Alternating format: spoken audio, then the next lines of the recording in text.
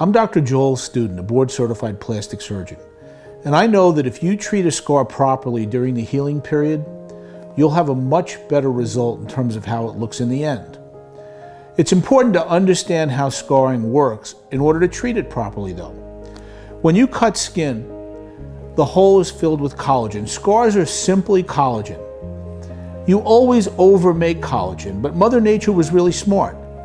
She realized that if you overmake scarring over a joint, you're going to lock the motion. So when you bend your finger, if the cut was over your knuckle, our cells make an enzyme called collagenase, which is the enzyme that melts collagen. The more you bend, the more you make.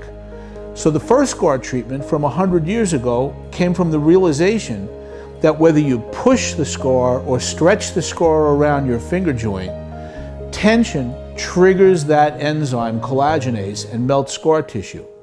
We've been wrapping burn victims in pressure garments for 100 years.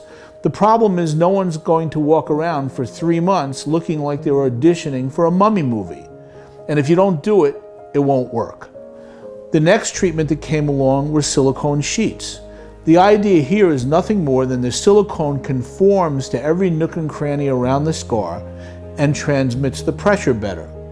Problem with silicone sheets are they're uncomfortable, they roll up, they fall off, and they're unsightly.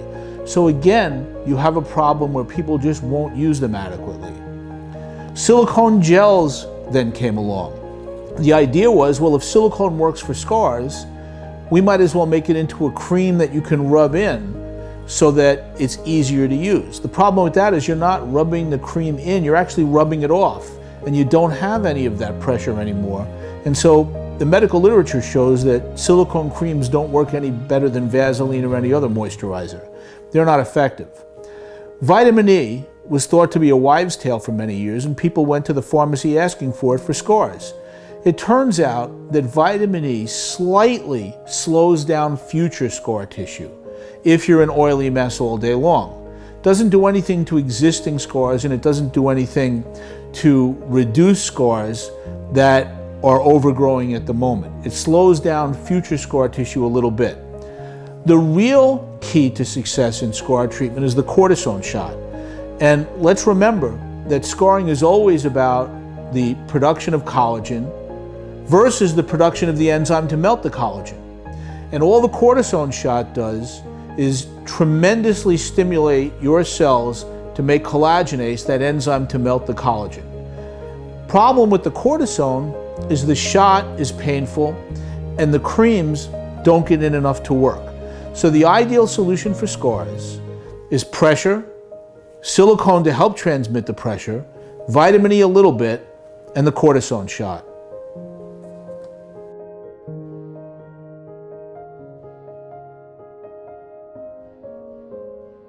So now that you understand the science behind scarring, you'll understand why we invented Scarguard.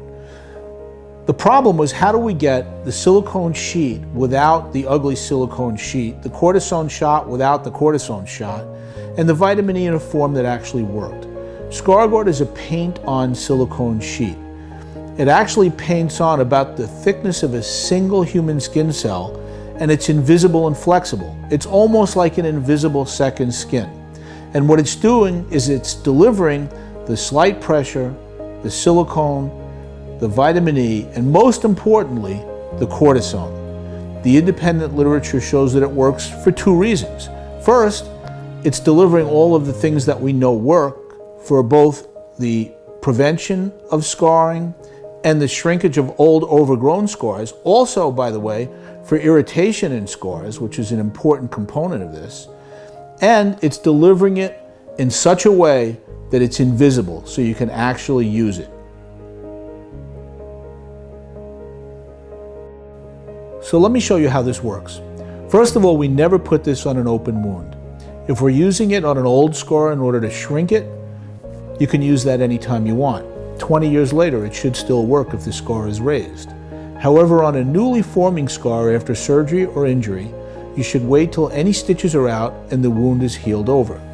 Then, you take your paint-on silicone sheet and simply paint on a layer and let it dry.